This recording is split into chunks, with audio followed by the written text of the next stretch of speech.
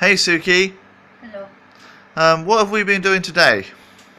Um, well, today we went to a workshop thing. It was called the How You Want to Live workshop. No, it was run by like some of the services, sort of like the NHS, um, the housing. Um, there were people there from like choices advocacy, things like that. And basically we were there just they wanted to get the disabled people and people with learning difficulties together in one place so they can question them about the way they're living and ask them questions what could be made better about it, and things like that, just to find out how they can make their system work better for people with disabilities and things. So, yeah, it was really good. And do you think the things said are going to be taken into consideration? Oh yeah, definitely, yeah, because the people that were there that work in the council were taking notes and they were having a proper chat with us. Because most of the time, I know myself when I try and talk to people in the council about my issues to try and get things sorted out, I tend to just get them half listening or not listening at all, or just going, yeah, well, whatever, and then just telling me, sorry, you've got to go to this other person and speak to them about that. So this meeting thing, this workshop, it was really good because they were sat with us, conversating with us about the issues and about how they can make it better, and they actually listened, and I think we need more meetings like that. It was really, really good. So yeah.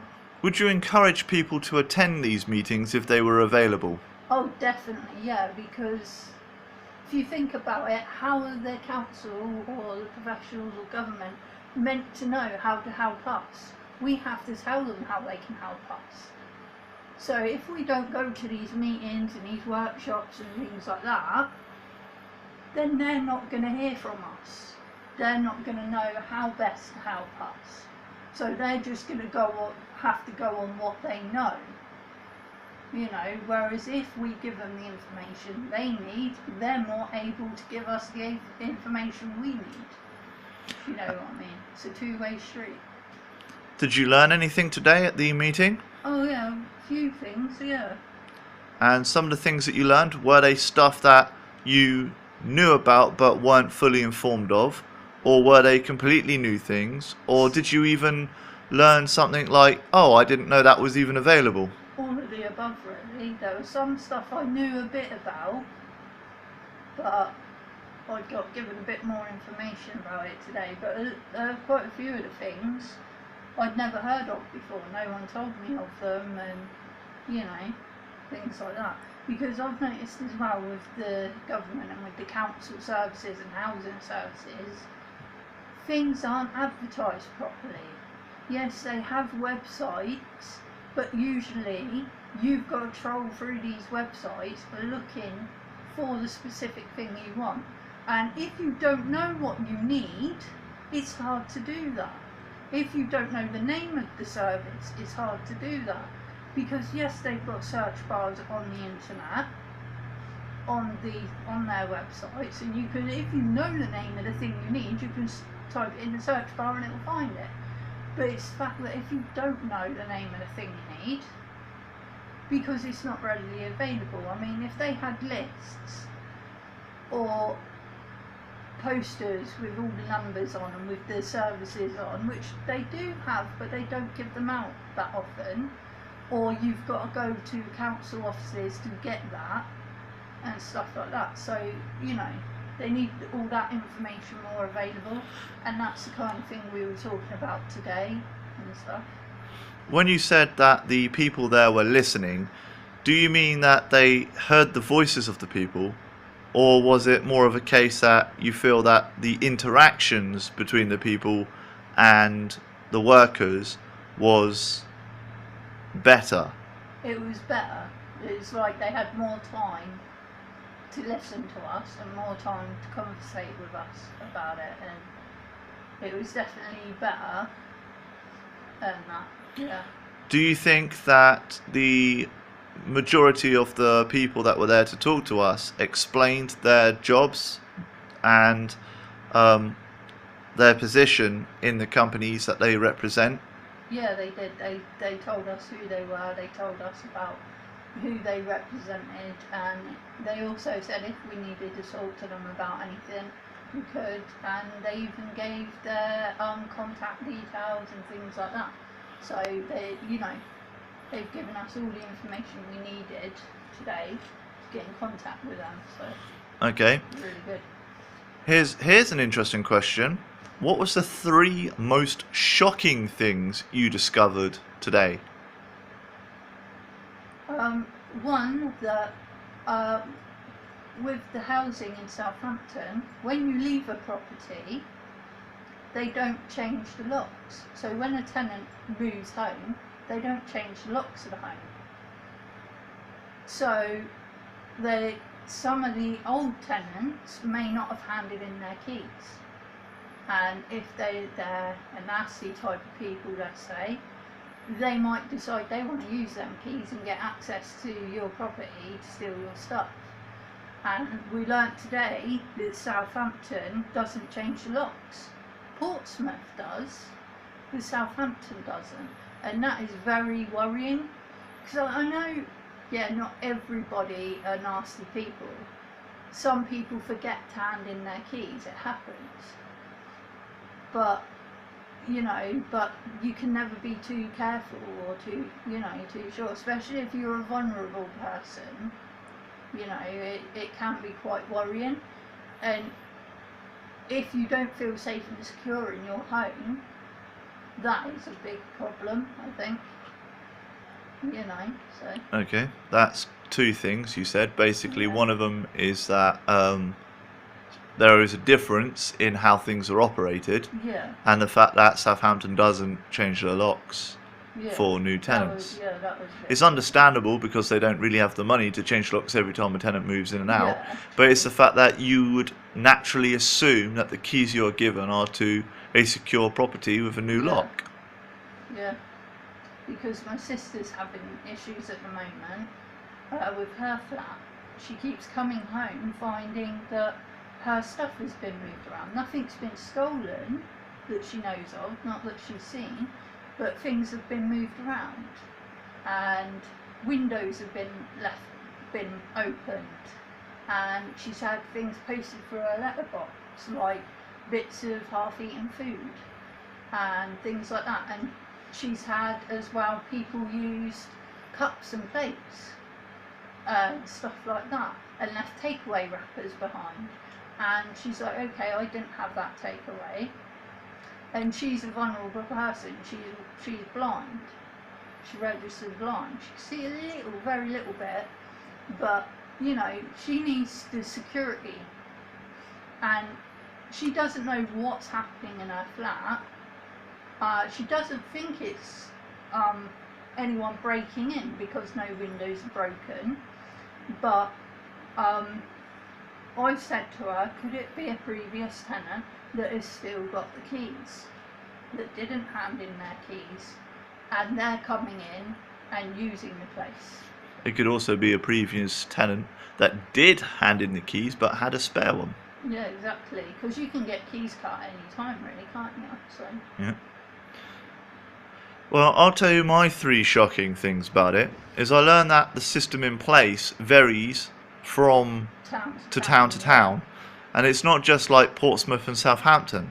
I'm talking part of Southampton Central has a different correspondence to Weston, and because of that, if you're living in Weston like we are, and then you move to the city centre, what you thought you had rights to in Weston, you don't have rights to now in Southampton. Exactly, yeah. And it's all under the same council. It's different departments. It's very conflicting, yeah, and very confusing, and you don't get that security and freedom really, because say, like you're saying, if you want to move from Southampton and say you want to move to Portsmouth or you want to move to the Isle of Wight, things are different, run different, then you've got to get used to a whole new system, which is okay for, let's say, a normal person, but someone with autism or severe learning difficulties, that is going to be mega confusing, and they're going to get not exactly taken advantage of, but they're going to fall through the cracks there,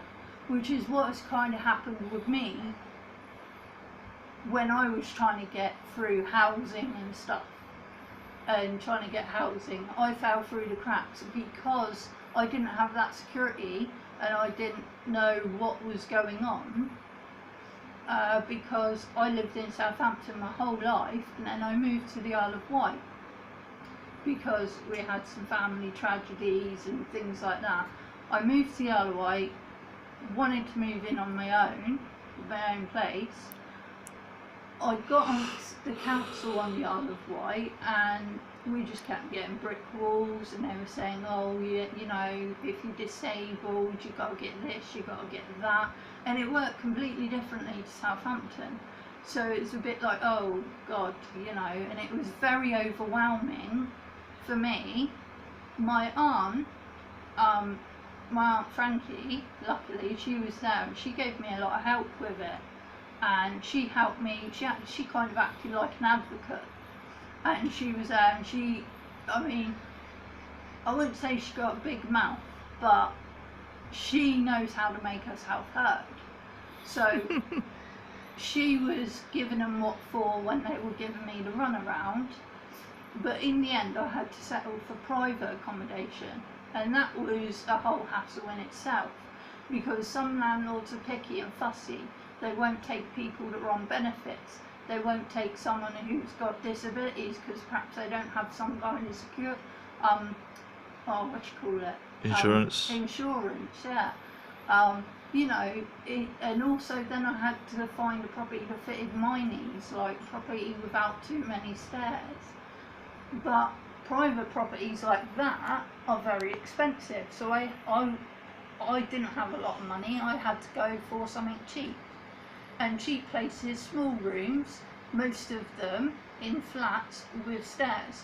So at that point I just had to give in and take what was there, you know, take the first thing to come along, because otherwise I wouldn't have got anywhere and I would have been on the streets and that. And then when a few years on from that, when I moved back to Southampton, when I met John, me and him were facing trouble trying to get a council housing, and we did end up street homeless. A few friends, thank God, took us in for as long as they could. We sofa surfed with them, and they were very helpful. We did find like one or two places, such as a place called H2O, which help homeless people. They give you like food, you can have a shower there. They help you out with forms and things like that. So we were lucky to find a place like that. But we were, for a time, I think it was a month or more, we were in a tent, sleeping on the floor, and it was quite cold at night and things. And, you know, we had to leave our tent in a bush every day and walk from where our tent was miles to get to town. And because we hid our tent in a small park in some woods, which was quite a way away from the town centre. So we had to walk to town every day. We had no food. We hadn't eaten for days. We had to walk all the way to town. And me having mobility issues and stuff like that, and heart condition, that was very, very dangerous for me, but I had no other choice. Because it was either that, or I just sit and rot away, you know, and again fall through the cracks. And it's just, you've got to fight for what you need, and it's like a whole big struggle. And sometimes the services that are there to help you just make that struggle worse, you know. And I know sometimes it's not their fault, they have rules they got to follow. But it's up to the government to make sure those rules aren't too difficult for disabled people. and people with learning difficulties, you know. And it's luckily I had to get in touch with a news group on TV, one of the news stations, and I emailed them from the local library, from Southampton City Library. I was sat in there all day because I had nowhere else to go, you know, so I thought I'd go in the library, use the computers, try and look for houses on the internet. So I emailed the news, a couple of news stations with my story, and a couple of days later my sister rang me on my mobile and said, oh, get down to Nan and Grandad's. I was like, why? And she was like, there's a letter here from the council for you. And I was like, right, okay then. I goes, can you open it for me and read it? She opened it and she goes, it says you've got a flat. And here we are. I literally rushed to my granddad's to collect that letter, and when I got the letter I rang the council and said, yes, I'll take it, whatever, I will take it, because I wasn't in the position to be picky. And here we are. Time. And here we are, yeah. So it's thanks to me. I think it was the news station who contacted Southampton Council and said to them, look, we've had this story, we're going to run this.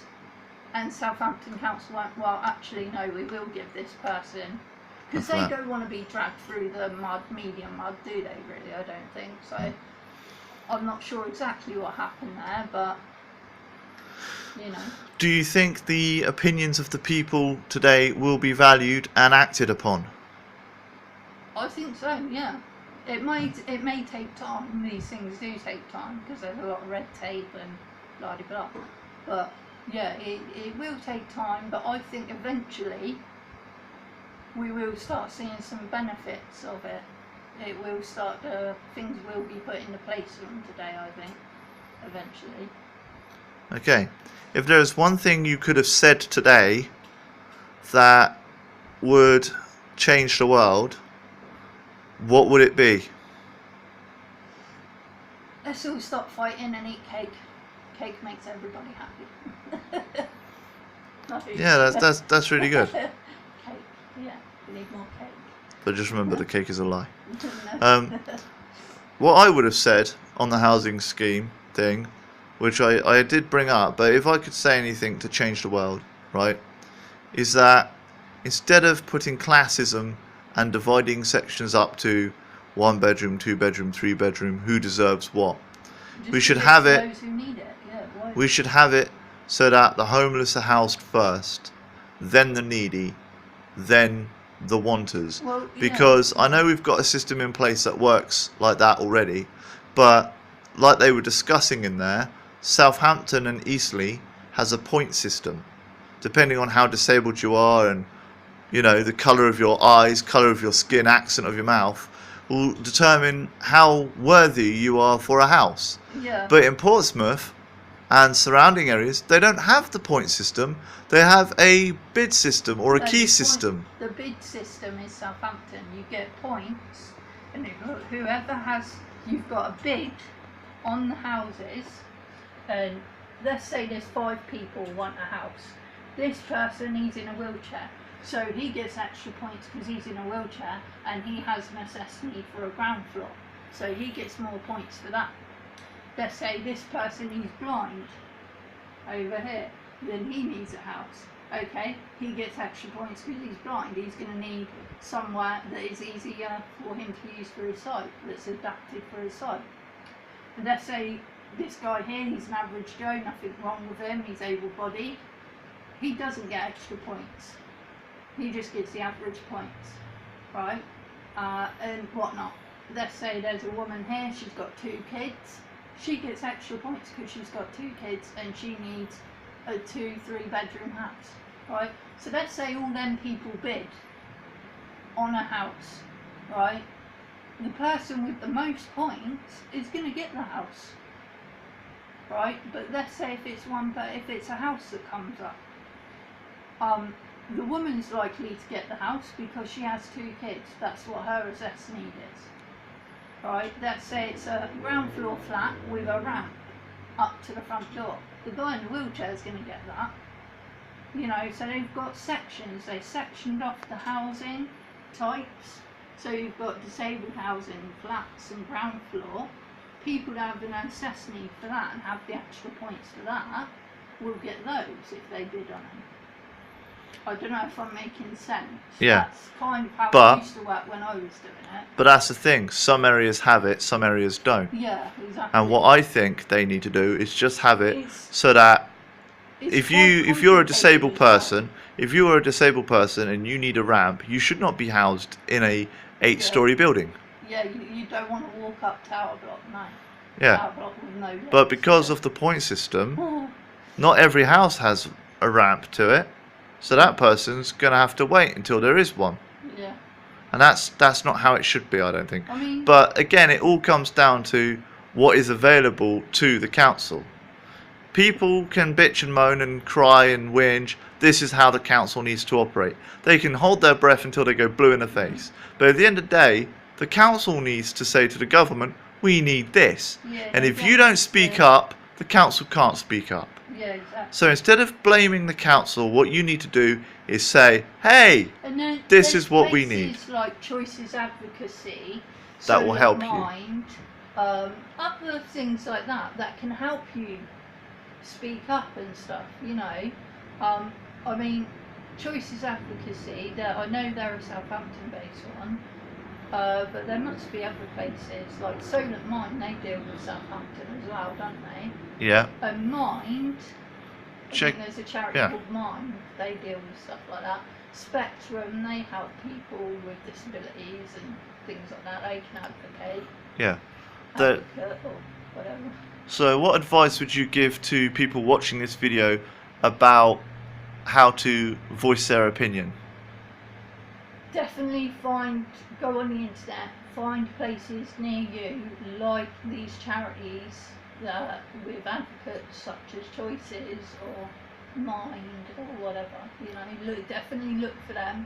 They have group meetings like Choices Advocacy. They have a hub meeting, which once a month, all the disabled people that are part of it all meet up, and we all talk about like things that are going on, the services and everything. We have guest speakers come in and talk to us about local services and things. It's all really interesting and helpful, you know. So do look on the internet near where you are for places like that. Google it, you know. Well, my 2 cents on that one, and I'm going to finish the video with it, is that if you can't find a group like that, write up to your MPs, your councils and stuff, Exactly. or even form one. Form a Or forum. even get a social worker or a support worker. Sometimes they're tricky to get, to be honest. Yeah, but if you have one of them and you need the help and stuff, and you Yeah. think your area needs the help, form a group. Yeah, Get a few exactly. people that are interested and do it yourself. Yep. So with that, anything else you want to say? Oh, there's one thing we did after the workshop. We got to go, because it was held in Southampton football stadium, we got to go and look at the pitch. Afterwards we were allowed to go and have a look at the pitch, take a few pictures and things. It was really cool. Yeah. Yeah. So that's it then. Yep. Bye-bye. Bye bye.